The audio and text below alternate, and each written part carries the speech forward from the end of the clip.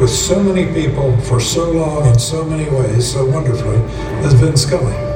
You know, Vin is that favorite sweater of yours that you can't wait to put on a chilly day. Just makes you comfortable every time you hear his voice.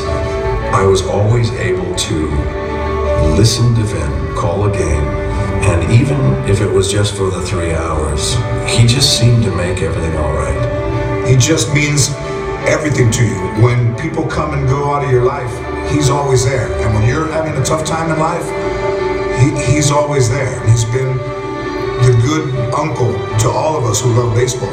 You know, it occurs to me that when Vin Scully broke in with the Brooklyn Dodgers under Red Barber in 1950, there had to be players still active who had been playing during the 1930s. And there will be players who broke in this year or last year who will still be active in the 2030s. So as yet another mark of the uniqueness and greatness of Vin Scully, he will have called games played in by players whose careers literally are separated by a full century. Everybody was bringing transistor radios out in the 60s, and here I am in the batter's box, and I struck out, and I could still hear Vin Scully saying I struck out, which sort of makes you not really care that much, you know, because he sounded so good.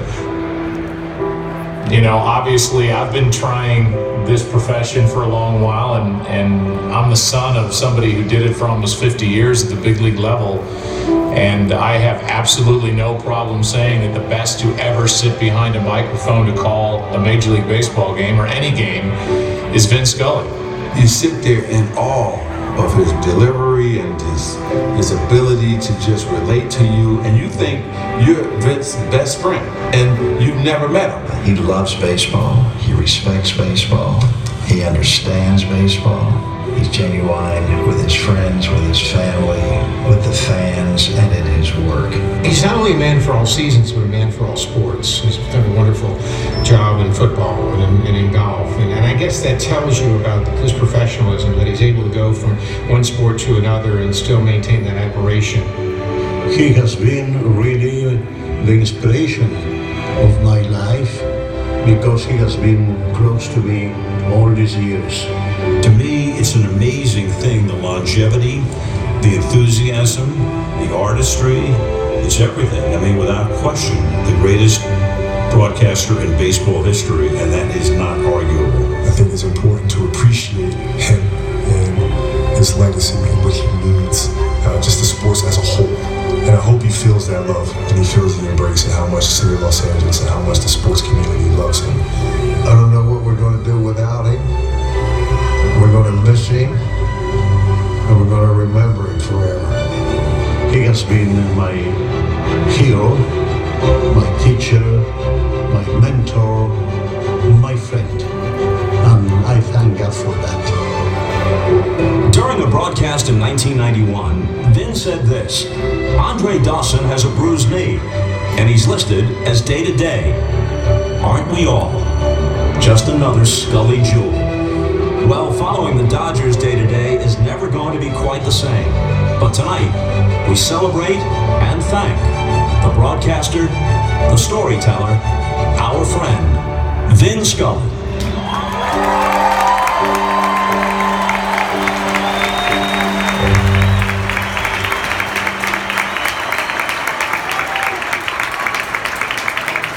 Ladies and gentlemen, please welcome Dodger broadcaster, currently working his 12th season with the team, Charlie Steiner. Good evening, and welcome to this seminal moment in the history of the Dodgers. Tonight, we are here to honor, thank, pay respect to, and express our love for the greatest baseball broadcaster who ever lived, Vin Scully.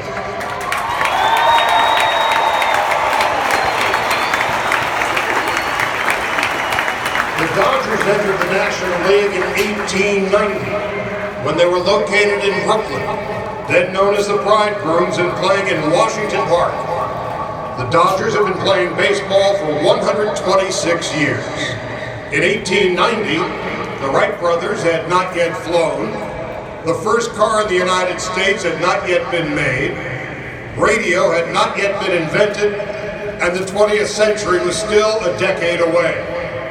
There has never been any question by anyone about the quality of Vin's work, but the Joe DiMaggio's, not Cy Young's, and certainly not Vin Scully's.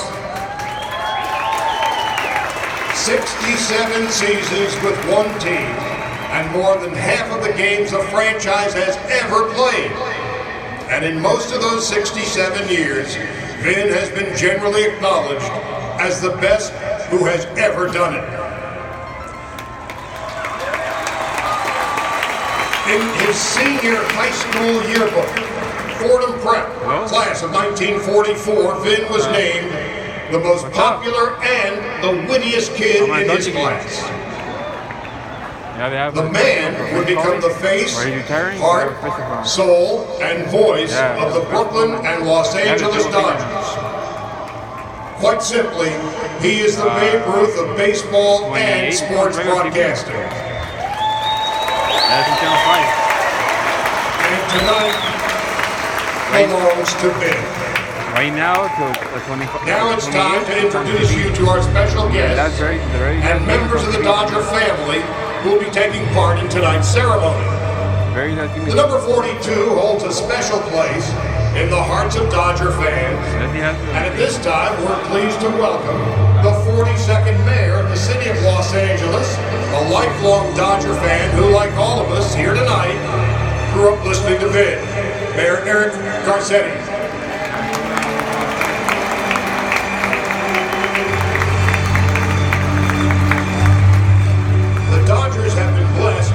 Some of the greatest broadcasters in history announce their games.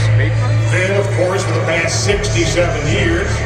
And our next guest, like Vin, is in the Baseball Hall of Fame. But he's a relative newcomer. Merely in his 58th season as the Spanish voice of the Dodgers, Jaime Jarrín. Okay. Hey, I'll call you back in this. I'll call you later on Sunday. I can really hear you. Since 1921, there have been 10 men who have served the role of Major League Baseball commissioner. Vin's career has spanned the tenure of 9 of them. Joining us tonight is a man who grew up just an hour's drive from Cooperstown. Ladies and gentlemen, the 10th Commissioner of Baseball, Rob Manfred.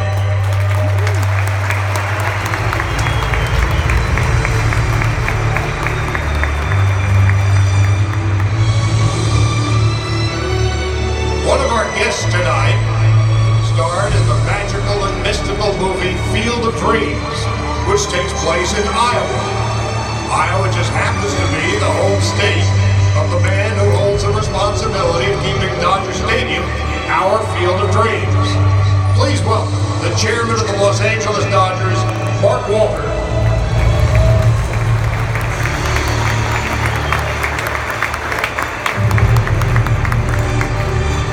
In 1963, this Dodger pitcher went 25-5 with an ERA of 188, to which Yogi Berra famously said, "I can see how he won 25 games. What I don't understand is how he lost 5." On September the 9th, 1965, he was on the mound here at Dodger Stadium, throwing a perfect game. And Vin's description of what was taking place on the field was also perfect. Ladies and gentlemen, number 32, Sandy.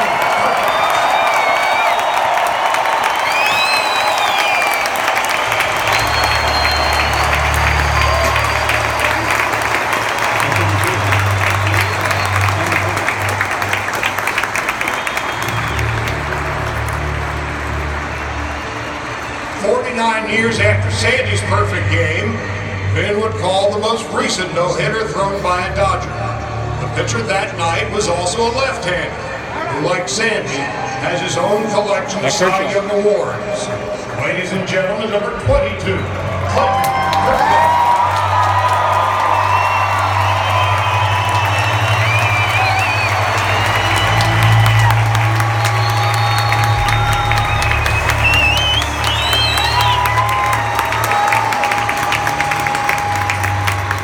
He is a two-time Academy Award winner, who has starred in 3 of the most beloved baseball movies ever made, Bull Durham, Field of Dreams, and For the Love of the Game.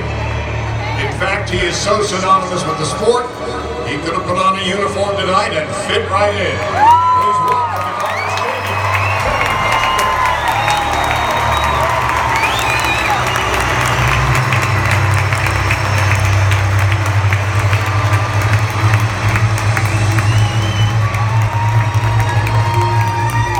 In our lifetime, there are but a handful of people whose arts, talents, and contributions transcend what they did in their line of work, receiving universal love and respect.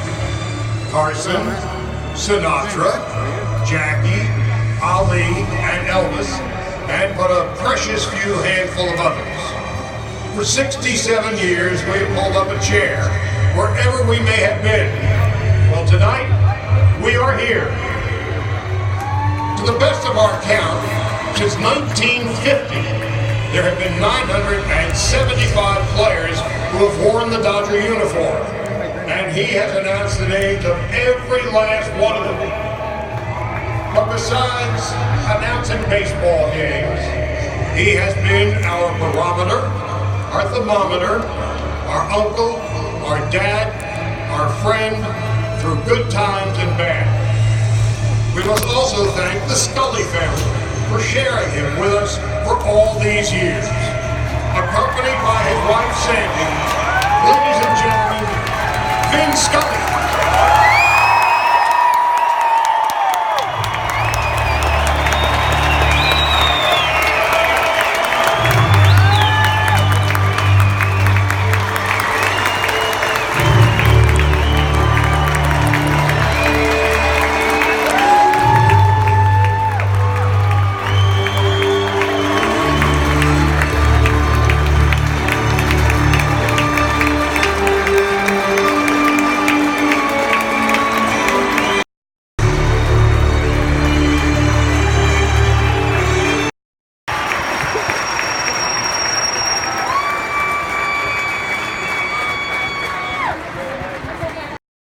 When they're finally drawn up, and the debate about who sits at the top heats up, as it no doubt will, that we won't engage, and we won't disparage any colleague you might have admired.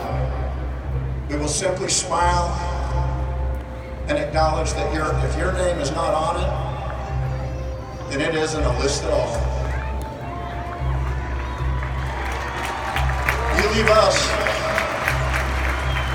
You leave us in the game, Mr. Scully, but not without leaving a lasting impression, and not without taking a piece of our broken baseball heart.